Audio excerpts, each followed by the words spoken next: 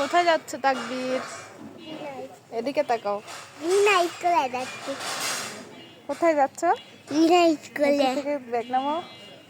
আসসালামু আলাইকুম। রিক্সার জন্য অপেক্ষা করছি। গন্তব্য মেয়ের স্কুল।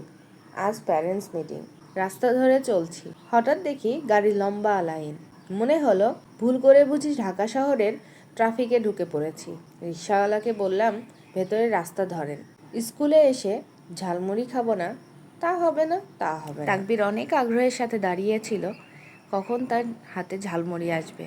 ঝালমুড়িওয়ালা মামা খুব মজা করে ঝালমুড়ি মাখিয়ে দিচ্ছিল।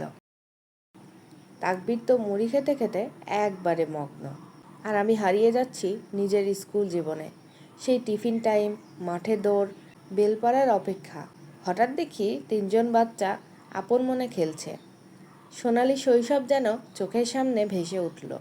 মিটিং শেষ, চেনা পথ ধরে আবার বাড়ির পথে। আজ এই পর্যন্ত, দেখা হবে আগামী ভিডিওতে।